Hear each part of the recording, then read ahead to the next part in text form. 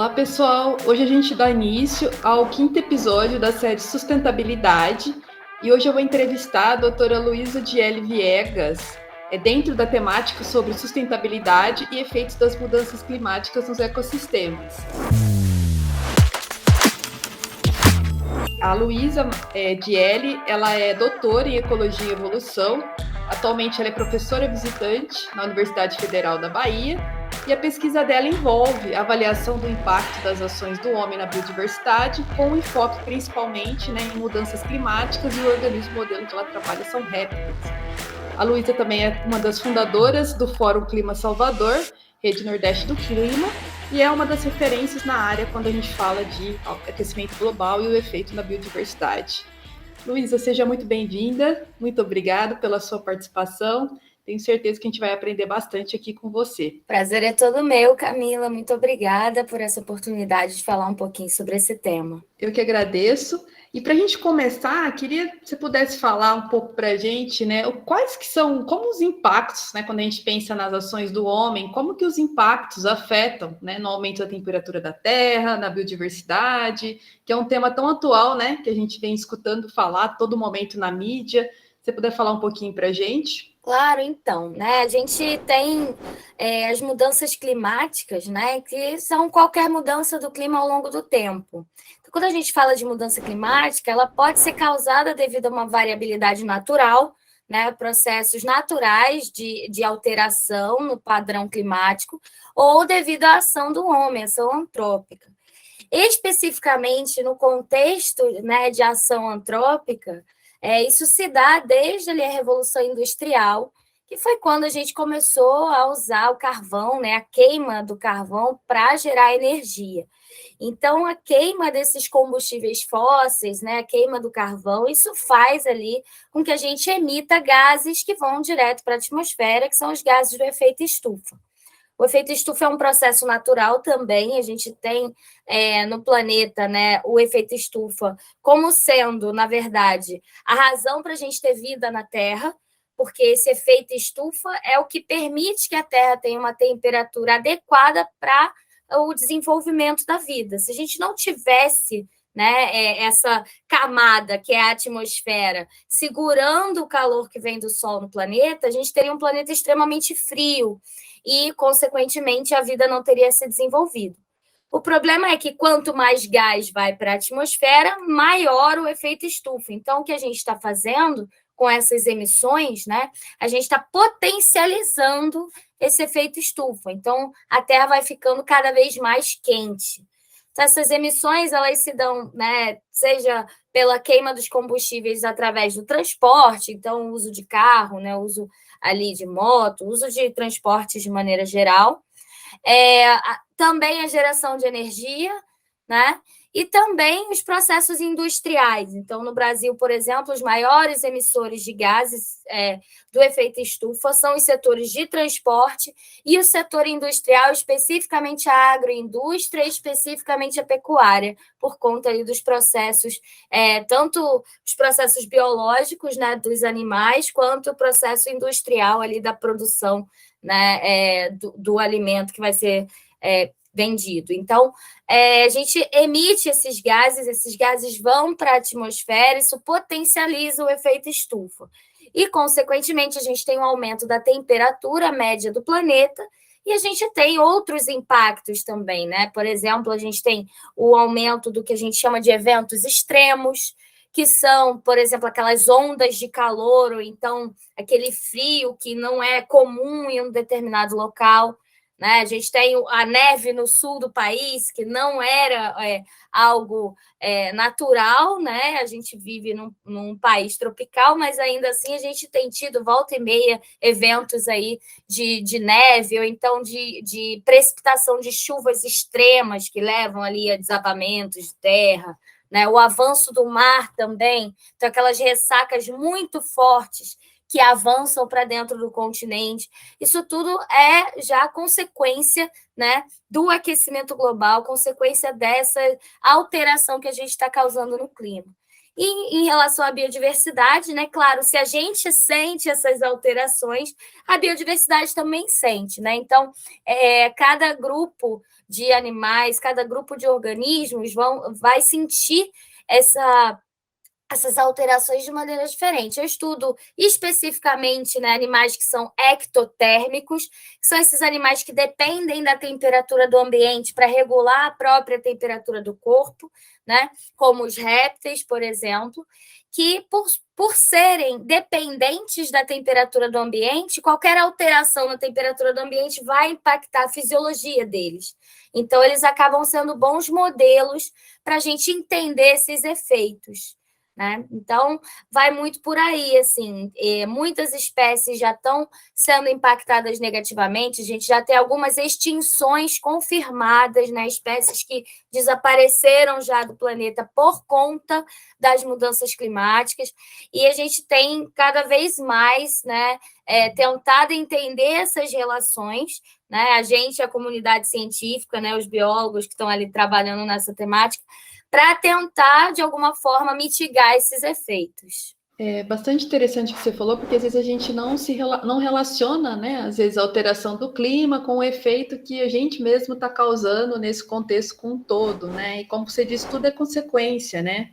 Você começou a falar do teu organismo modelo que você trabalhou, sua pesquisa de doutorado foi com vulnerabilidade, né, de répteis frente a essas mudanças climáticas e qual é o papel, né, das áreas de proteção de conservação das espécies. Você poderia falar um pouquinho mais sobre isso, especificamente dos répteis e sobre as áreas de conservação? Com certeza. Como eu falei, os répteis são animais ectotérmicos, né? Então, por isso, eles são bons modelos para a gente entender essas relações. Especificamente na minha pesquisa de doutorado, meu objetivo era tentar entender como que essa alteração na temperatura do ambiente, nas condições climáticas locais, impactava na fisiologia desses animais. Então, eu trabalhei com o que a gente chama, né, de ecofisiologia, que é a relação da fisiologia, né, do organismo com as características ecológicas, as características ambientais. E aí, nesse sentido, dentro da ecofisiologia, a gente tem a fisiologia térmica, que é especificamente a relação da fisiologia com as condições climáticas, propriamente dito.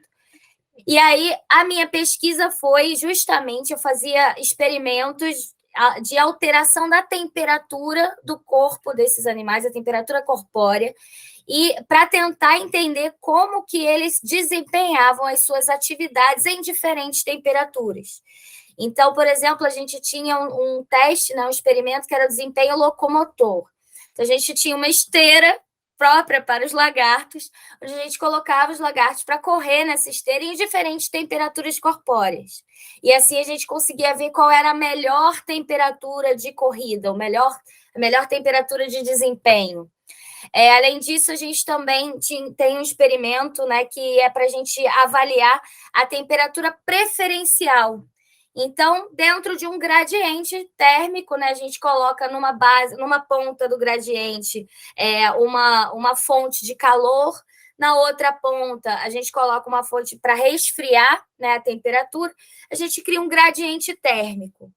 Então, esse gradiente, vai depender da espécie que a gente está trabalhando, de acordo com o que a gente sabe, né, de comportamento da espécie, mas a gente coloca ali um gradiente de, por exemplo, de 40 graus na ponta quente, até em torno de 15 ou 10 graus, dependendo da espécie, na ponta fria. E o animal fica solto nesse gradiente durante um determinado período de tempo. E a gente vai medindo a temperatura do corpo, né, desses animais ao longo desse tempo, normalmente de minuto em minuto, para a gente ver a variação, né, considerando, então, que o recurso temperatura está disponível, onde que esses animais se colocam, qual é a temperatura que eles preferem manter quando o recurso temperatura está disponível ali para eles. E a gente consegue, assim, entender qual é a temperatura que eles gostariam, né? Claro que eu estou trazendo aqui adjetivos meio humanizados para explicar, mas qual é a temperatura do corpo que eles se posicionam quando eles têm disponível ali, né, várias temperaturas no ambiente. E a partir daí a gente começa a avaliar, então, num cenário de mudança climática, né, se esses animais conseguiriam encontrar no ambiente que eles ocorrem aquela temperatura que é ideal para eles correrem, aquela temperatura que eles se colocam, né, temperatura preferencial. Se a temperatura do ambiente ultrapassa muito essas temperaturas que são adequadas para eles, e aí a gente vai, né, entendendo melhor como que as mudanças climáticas podem impactar esses animais. A partir desse entendimento, a gente faz, né, o que a gente chama de modelagem de distribuição das espécies. Então, considerando todas essas características fisiológicas, ecofisiológicas, a gente consegue prever onde, né, no ambiente, na nossa área de interesse. Então, durante meu doutorado, por exemplo, eu trabalhei com 2 áreas de interesse, que era a Amazônia e, especificamente, Fernando de Noronha, porque tem uma espécie de lagarto que ocorre somente lá. Então, eu trabalhei com essas 2 áreas. No contexto da Amazônia, né, a gente, dentro ali da espécie, da ocorrência atual, que a gente sabe que aquela espécie ocorre, qual é a adequabilidade ambiental, a adequabilidade considerando esses fatores climáticos, para aquela espécie se manter na região que ela ocorre no presente e comparado com as previsões para o futuro, considerando os cenários de mudanças climáticas que a gente tem. E aí eu consigo identificar ali aquelas áreas que hoje, por exemplo, são adequadas para a espécie, que a espécie ocorre, a gente sabe que ela está lá, e identificar no futuro se aquelas áreas se manterão adequadas ou se aquelas áreas se tornarão áreas de estresse térmico ou estresse fisiológico, ou ainda áreas inadequadas para a ocorrência da espécie. Com isso, entra o papel das unidades de conservação, né? As unidades de conservação, elas são consideradas áreas para a gente medir a resiliência de um sistema, justamente porque, uma vez que a unidade de conservação cumpre com o seu papel de conservar, né, a gente tem ali a manutenção de um ecossistema. Então, a gente tem um sistema fechado que se retroalimenta. Nesse sentido, as condições climáticas dentro de uma unidade de conservação, onde a gente tem a floresta preservada, a gente tem ali, né, as relações mantidas, né, as relações ecossistêmicas e de biodiversidade mantidas, aquele espaço se torna, né, uma área de amortecimento das mudanças climáticas. Então, se a gente pega, né, isso a gente consegue sentir. Se a gente está na cidade, a gente vai para o meio da floresta, a gente sente a diferença no clima. Normalmente, ali no meio do mato, está mais fresco, está mais agradável do que numa área aberta, né, com o sol incidindo direto. Então, as unidades de conservação, elas funcionam como uma zona de amortecimento, né, desses impactos das mudanças climáticas. Com isso, a gente consegue relacionar todas essas questões que eu falei, né, da fisiologia dos animais, e tentar identificar essas áreas, essas unidades de conservação, como potenciais áreas para a preservação dessas espécies. Como é que a gente faz isso? Bom, as áreas que a gente prevê que vão se manter adequadas para aquela espécie batem com áreas de unidade de conservação? Se não batem, seria interessante a gente pensar em estratégias ou de ampliação das unidades de conservação para chegar nas áreas que são adequadas para as espécies, ou ainda a criação de novas áreas de conservação, para que aquelas condições ambientais, né, que a gente sabe que a unidade de conservação consegue manter, para que elas se mantenham de fato com o objetivo de preservar essas espécies. Então, foi basicamente isso assim, que eu fiz durante o meu doutorado, essas relações. Assim. É extremamente interessante. A hora que você estava explicando, eu estava pensando um pouquinho nessa questão, como o fisiológico poderia afetar no comportamento, né? Os lagartos, eles têm comportamentos territoriais, né? Assim, e quando a gente pensa, por exemplo, de macho e fêmea, né? Geralmente é o macho que tem esse sistema de exibição, né? Para poder como seleção sexual para fêmea.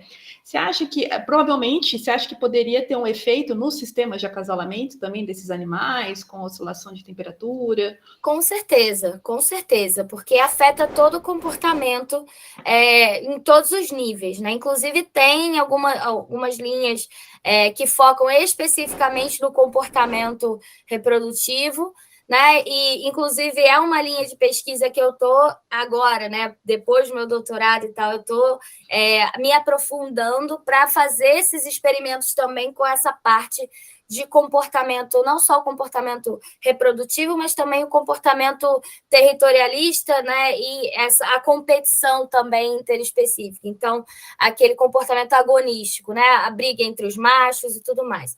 E o que a gente vê na literatura, né, é que conforme a gente tem um estresse fisiológico, esse estresse térmico com o aumento da temperatura, primeiro que a gente tem uma maior competição. A gente potencializa essa competição dentro da espécie. Algumas espécies de lagartos são vivíparas, né? Então, elas já não colocam ovo, já nasce o filhotinho. Essas espécies são ainda mais afetadas, porque a temperatura do corpo da fêmea grávida afeta no desenvolvimento embrionário. Então, como ela é ectotérmica, ela está ali regulando a temperatura de acordo com a temperatura do ambiente, um aumento da temperatura do ambiente faz com que aumente a temperatura do corpo dessa fêmea grávida.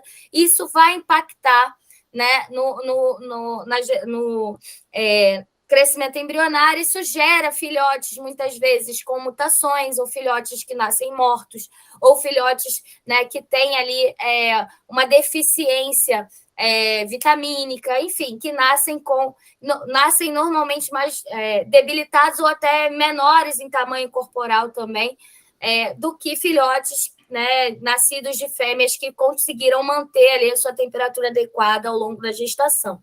Então, tudo isso é impactado, né? E tem as linhas nesse sentido, elas estão principalmente na região tropical, que a gente tem uma grande diversidade, né, desses organismos, a gente ainda está muito engatinhando nesses experimentos, nessa linha, porque tem muita espécie, tem muitas particularidades, né? E é uma linha de pesquisa relativamente recente, porque, sim, a gente fala de mudança climática, a ciência fala de mudança climática desde 1900, né? O primeiro artigo data de 1912, falando sobre o impacto, né, das emissões de gases na mudança do clima. Mas a gente começa a ver esse impacto, né, e conseguir mensurar esse impacto mais recentemente na história, porque a gente continuou emitindo, né, não reverteu a situação, então a gente potencializou e acelerou esse processo. Se a gente acelerou o processo, a gente está conseguindo já visualizar as coisas acontecendo. Então, a gente está meio que correndo contra o tempo para tentar entender exatamente o que é afetado, como é afetado, para a gente poder desenvolver essas medidas de mitigação específicas para a conservação, né, das espécies. Então, essas linhas, ainda principalmente na região tropical, que tem muito bicho, ainda está engatinhando, mas a gente já está começando ali a trabalhar para entender, né, como que se dá esses impactos, especificamente na parte de reprodução, de comportamento reprodutivo e por aí vai. É extremamente interessante. E só por curiosidade, aí você trabalhou com uma espécie, ou você trabalhou com várias espécies de lagartos, e qual que é a área de dispersão desses animais? Eles precisam de grandes fragmentos, de fragmentos menores? Na Amazônia, eu trabalhei com 50 espécies, né? Então, na verdade, era em nível de comunidade ou assembleia, né? A gente buscava o maior número de espécies possível. Em Noronha, não. Em Noronha foi uma espécie, né, que é a espécie endêmica, que é a mabuia de Noronha, conhecida como mabuia de Noronha, que é uma espécie que só ocorre lá, ela tem uma história evolutiva super interessante, então lá o objetivo era trabalhar com ela. Na Amazônia, não. Na Amazônia era geral. E aí temos espécies mais restritas, né, na sua capacidade de dispersão, temos espécies mais amplamente distribuídas. Então, a gente consegue também ver a diferença e esses impactos, né, atuando, considerando também a capacidade de dispersão. Por exemplo, a espécie de Noronha, por ela ser uma espécie endêmica de uma ilha, a gente não tem como prever uma expansão ou uma mudança, né, diária, a busca por novos ambientes. Então, essas espécies que têm essa distribuição mais restrita, elas acabam sendo mais negativamente afetadas, porque elas não têm para onde ir. Né? Elas não têm essa capacidade de ir para outros lugares. Espécies de ilhas, espécies que estão em fragmentos florestais, né? Cercadas ali pelo desmatamento, por regiões, por áreas urbanas, essas espécies acabam sendo mais impactadas, né? Porque, eventualmente, num aumento de temperatura que gera ali esse estresse térmico, ela não tem como mudar de lugar. A mesma coisa acontece com espécies que ocorrem, né, em topos de montanha, e por aí vai. Né? Sempre que elas têm esse isolamento, elas acabam sendo mais passíveis de serem negativamente impactadas, né? E não apenas prever uma mudança, né? Uma dispersão para áreas adequadas. É interessante, né? Porque quando a gente pensa, isso é uma discussão grande, né, em conservação das espécies, quando a gente pensa em uma espécie, a gente tem que levar em consideração o papel ecossistêmico daquela espécie, né? Que não é só, claro que tem o valor da espécie em si,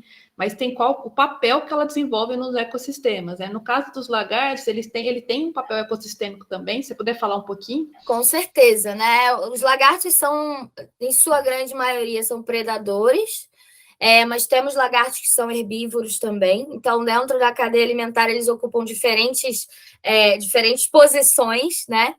E aí, claro, nesse sentido, a gente, tirando uma espécie que é predadora, a gente está ali, né, impactando diretamente tanto nas presas, ainda mais que é um consumidor secundário, ele normalmente não está em topo de cadeia, então ele está impactando tanto a gente retirar essa espécie, perder essa espécie, impacta tanto as suas presas quanto os seus predadores, né?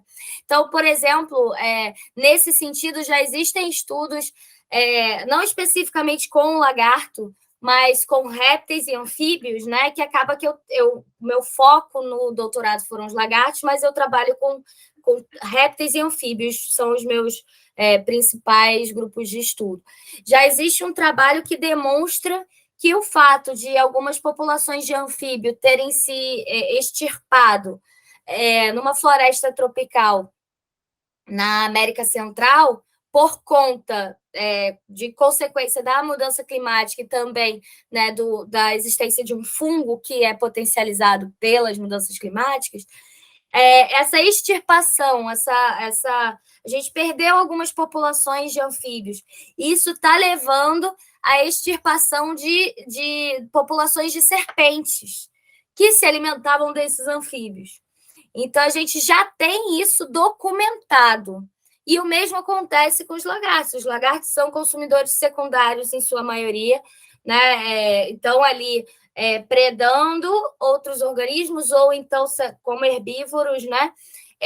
E eles impactam. A gente tirar os lagartos, isso vai impactar tanto quem eles predam quanto quem predam eles. Então, as serpentes são muito impactadas, as aves são muito impactadas, né, que são os maiores predadores aí dos lagartos, e a gente já começa a conseguir documentar isso.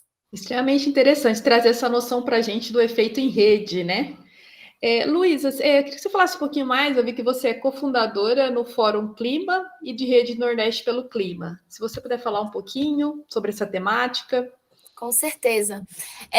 O Fórum Clima Salvador, a gente cofundou no início de 2020, e a proposta do fórum é uma discussão, né, promover essa discussão sobre a temática das mudanças climáticas num contexto da cidade de Salvador, né, e também em suas adjacências, né? Acaba que a gente não fala só de Salvador, até porque está tudo conectado, né?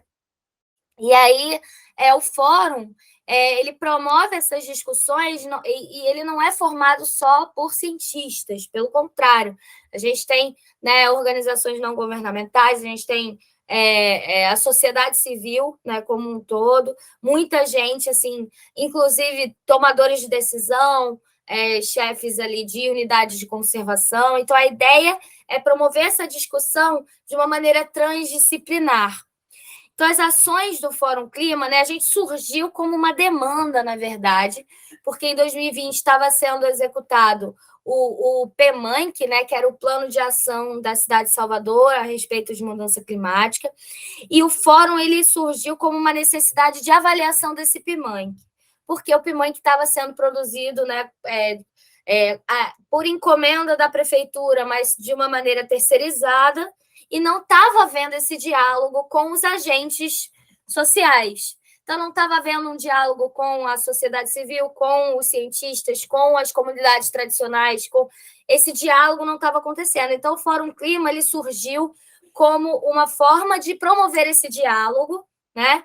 E, de certa forma, auxiliar e avaliar o PMANC nesse contexto, né, da transdisciplinaridade. Porque a gente não pode falar em impacto das mudanças climáticas no ambiente urbano sem pensar na transdisciplinaridade. A gente tem que pensar na dinâmica urbana, a gente tem que pensar em saneamento básico, a gente tem que pensar em educação, a gente tem que pensar no meio ambiente, a gente tem que pensar em tudo, porque a gente está ali num contexto urbano, isso tudo está relacionado.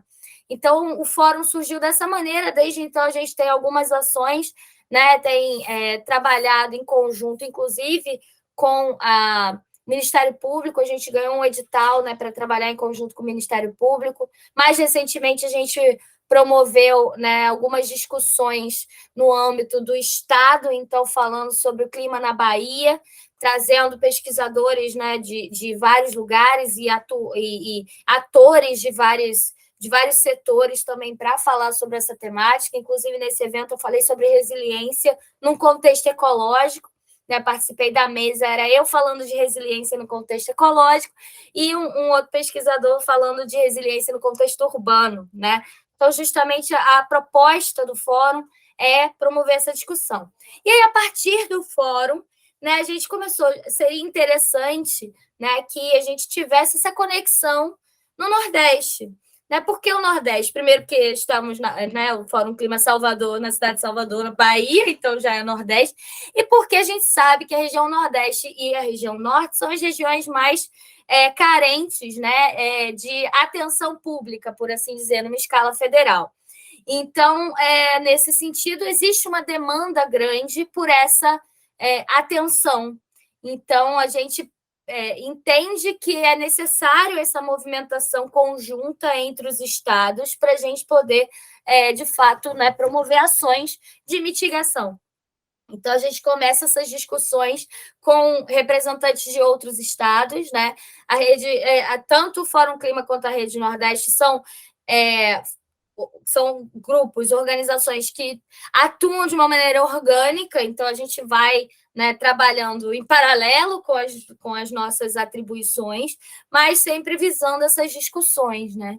E tem funcionado bem. Assim, esse evento que eu falei, né, sobre o clima na Bahia foi, ao longo do último mês, assim, vários encontros super interessantes com atores de diferentes esferas, então foi bem bacana.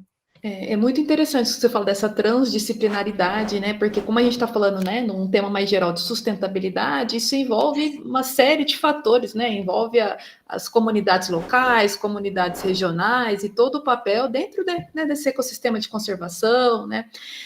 Falando num contexto mais amplo, quais estratégias você poderia citar para que a gente possa ter para alcançar uma sustentabilidade num nível global?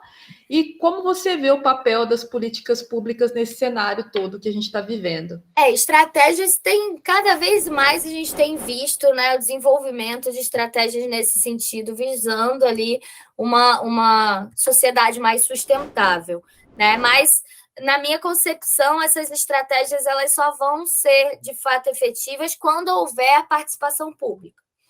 Então, as políticas públicas elas são essenciais para que a gente consiga, de fato, alcançar, né, uma sociedade mais sustentável no contexto climático, no contexto geral.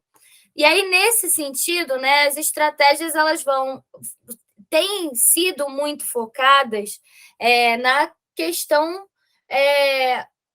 de mercado, né, na questão financeira, né? Porque a gente vive numa sociedade capitalista.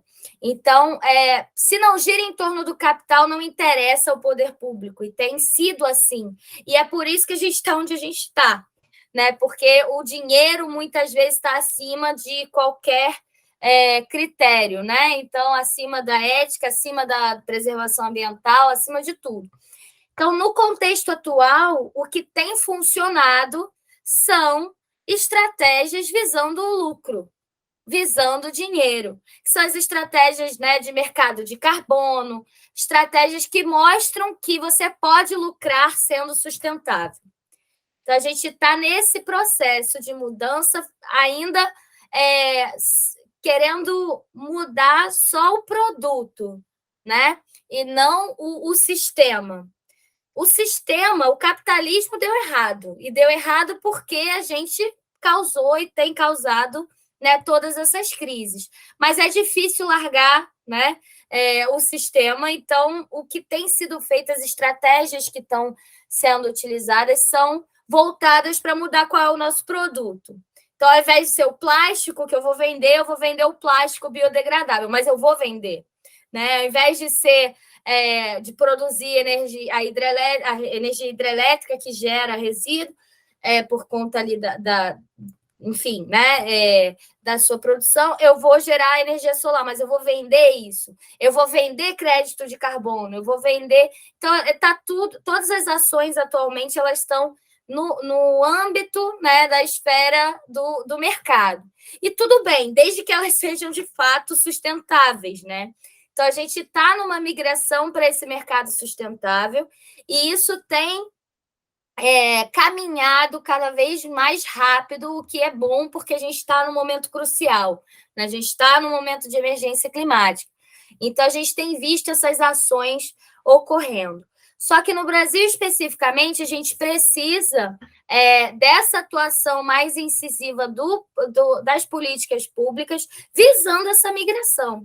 Né, visando migrar para uma energia solar, para uma energia eólica. A gente tem no Nordeste, Nordeste e no Sul, né, parques eólicos e também projetos para expansão desses parques eólicos, né, para a implementação de mais parques eólicos.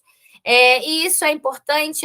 Parques solares seria essencial que a gente fizesse essa migração, né, para a geração de energia solar, abandonasse um pouco essa ideia, né, arcaica de usar essas outras formas de geração de energia, mesmo a hidrelétrica, que, né, dizia-se que é uma energia limpa, mas tem resíduo e tem emissão de gases. Então, no momento, a gente precisa migrar para uma geração de energia mais sustentável. E aí, claro, tem consequências para a biodiversidade também. A geração de energia eólica, eu inclusive oriento um aluno de doutorado que está avaliando o impacto dos parques eólicos na biodiversidade.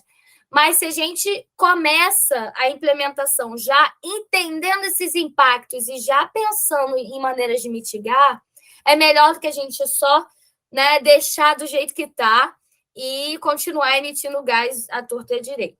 Então, as políticas públicas elas devem ir muito nesse sentido de estimular, né, a busca por essas alternativas sustentáveis, a busca por essas alternativas que poluam menos, que emitam menos gases, né? E não só isso, também a punição para aquelas iniciativas que estão ali indo contra esse movimento.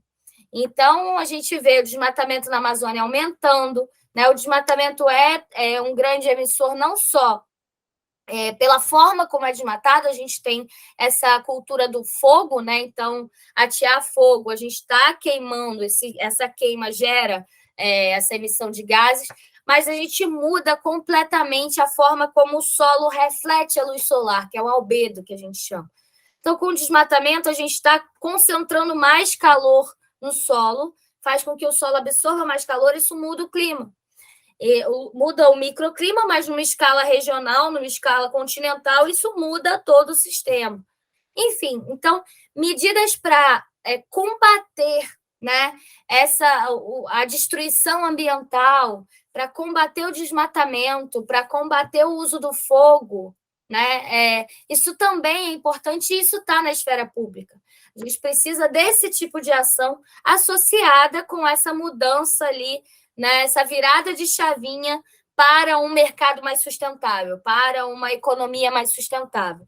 Uma vez que estamos nesse sistema e não se pretende mudar o sistema econômico, né, que a gente, pelo menos, mitigue os principais impactos desse sistema. Então, que a gente promova essa mudança para uma economia mais sustentável. É muito legal você falou dessa questão de uma economia mais sustentável, né? E da gente não depender só dessa matéria-prima, né? Que vem de recursos naturais, mas depender de um reciclável, de um retornável, né? Para que o que eles chamam de economia circular, né? Que não precise totalmente voltar na matéria-prima, mas você reutilizar o produto que já foi processado, né?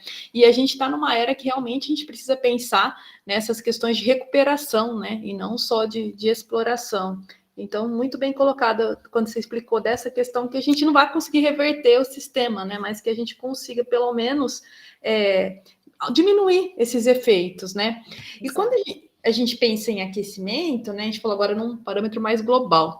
Como que tipo, o indivíduo, né, pensar no cidadão, né, ele pode contribuir para reduzir esse efeito? Por exemplo, falar, como eu posso diminuir esse efeito da temperatura do planeta? O que eu posso fazer no dia a dia? Isso é muito legal, porque muita gente acaba pensando que são as grandes indústrias que poluem, a minha ação não vai fazer diferença, mas faz, né? E a gente tem ali uma série de ações, uma série de cuidados que a gente pode tomar ao longo da nossa rotina para diminuir a nossa pegada ecológica, que é justamente isso, né? A gente chama de pegada ecológica o quanto que a gente precisa de emissão de carbono para manter a nossa rotina. Então, qual é a quantidade de carbono que eu emito com o que eu faço no meu dia a dia? E a gente consegue, inclusive, tem vários sites que dá para você calcular a sua pegada de carbono. Isso é um exercício interessante de se fazer para ter uma ideia assim, de como você está impactando, né, com o teu dia a dia. Se a gente pensar que a gente tem quase 8 bilhões de pessoas no mundo, né?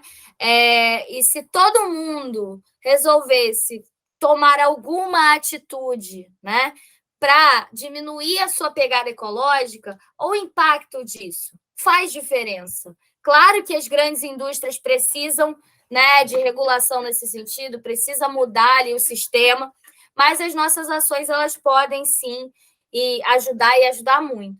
Então, algumas dessas ações, né, são várias, mas algumas dessas ações, por exemplo, você diminuir o consumo de energia elétrica, você não está usando o aparelho, tira da tomada.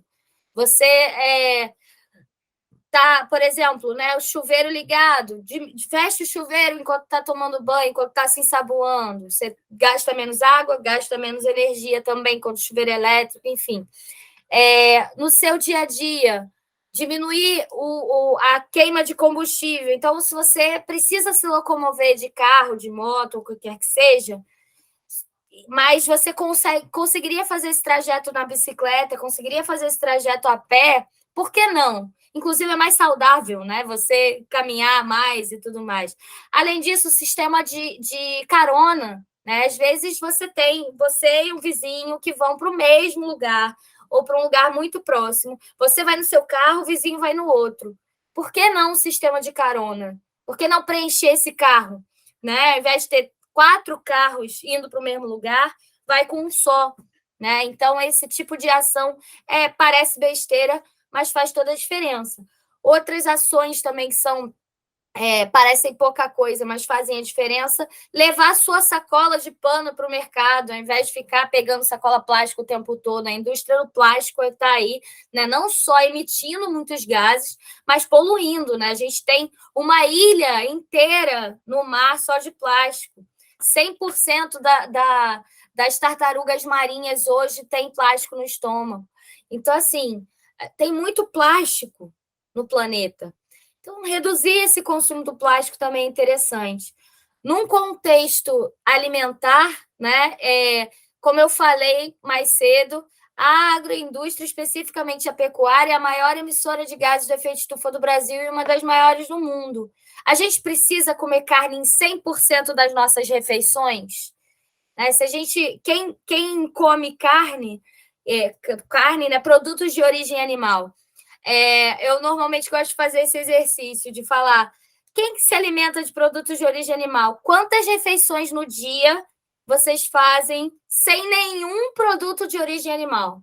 Sem leite, sem queijo, sem presunto, sem ovo, sem nada. Quantas refeições no dia? Normalmente as pessoas pensam, param, ficam ali tentando achar uma refeição e não acha, porque tem produto de origem animal em 100% das refeições.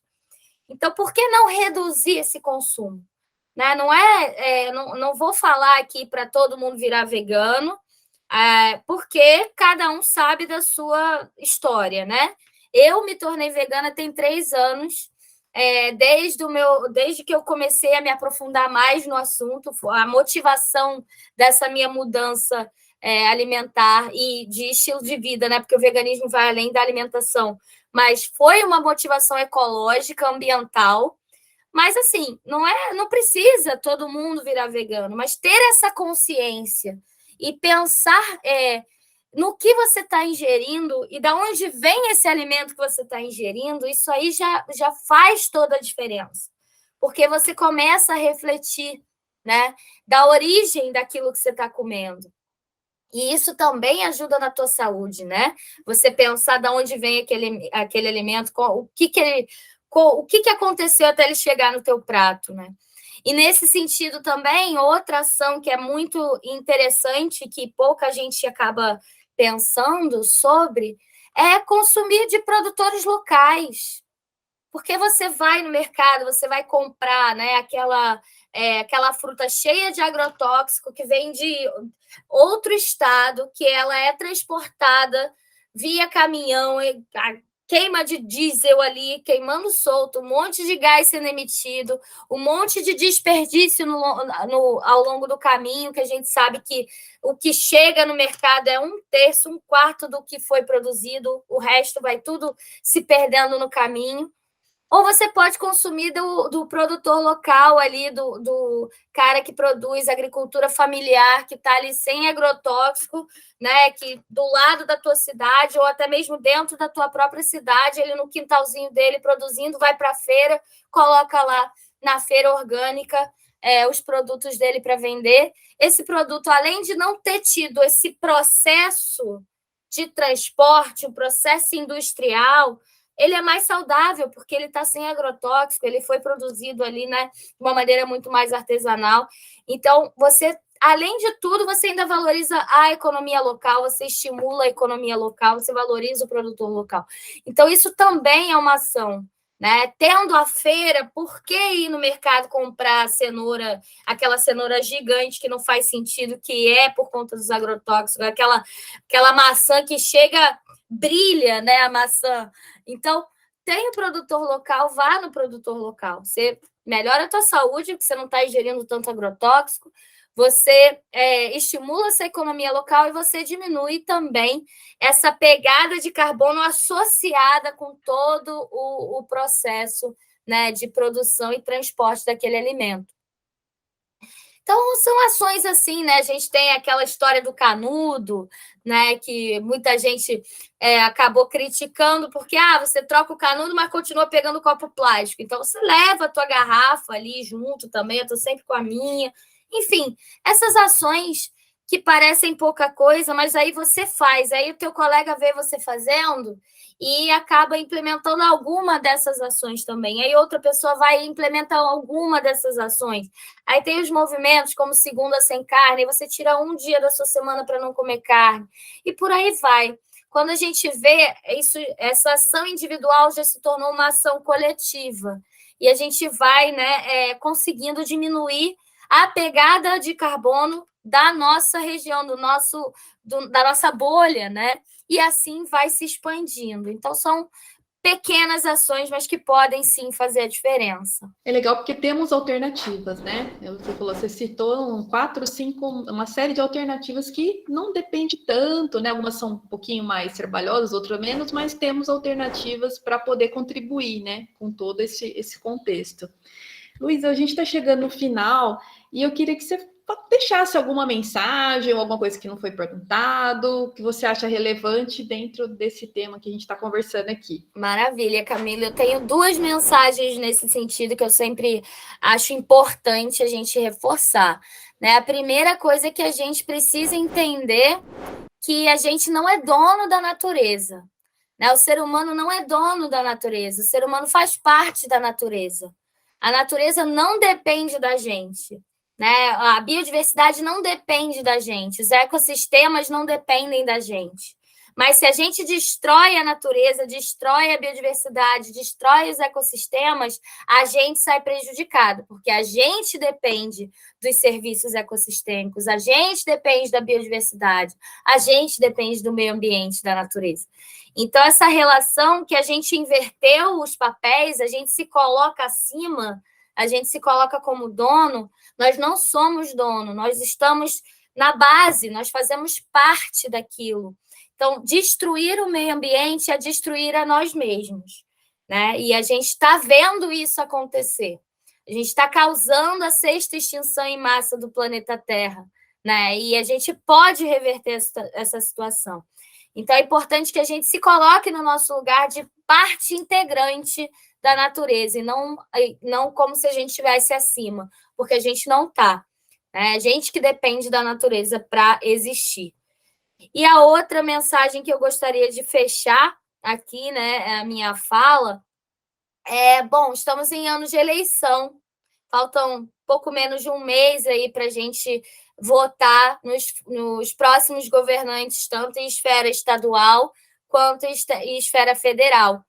Então, a minha recomendação é a gente também usar o nosso voto como uma ação, né, como uma ação individual que se torna uma ação coletiva. Então, para além de candidato X ou Y, deem uma olhada, leiam o plano de governo dos candidatos na área ambiental, entendam qual é o compromisso que os candidatos, de maneira geral, têm para com a temática ambiental, para com a temática da sustentabilidade, para com a temática da preservação do meio ambiente, para com a temática das mudanças climáticas.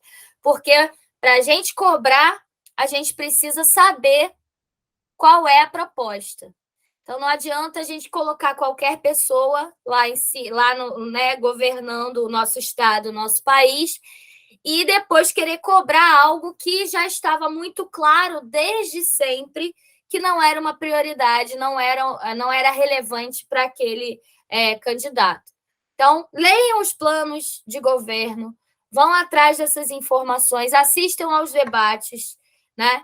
E votem consciente de quem vocês estão colocando no poder nesse momento que é crucial em nível global para a gente falar sobre mitigação de mudanças climáticas, né? A gente está vivendo essa emergência climática, a gente precisa de ações em todas as esferas para mitigar esses efeitos e reverter essa situação. Então, eram as mensagens que eu queria deixar aqui, né, nesse encontro. Luísa, muito obrigado, assim, maravilhosa contribuição, tanto informativa quanto reflexiva, né, uma série de coisas que você falou, muitas vezes a gente não tem, né, o acesso, né, a maioria das pessoas a estar lendo sobre tantos detalhes, tantas informações, então, assim, foi uma verdadeira aula de aprendizado, e agradeço muito, né, a tua participação aqui no portal, quero que esse pessoal acompanhe, tanto no portal Upquesta, quanto no Spotify, e agradeço, Luísa, mais uma vez, e muito obrigado por esse encontro.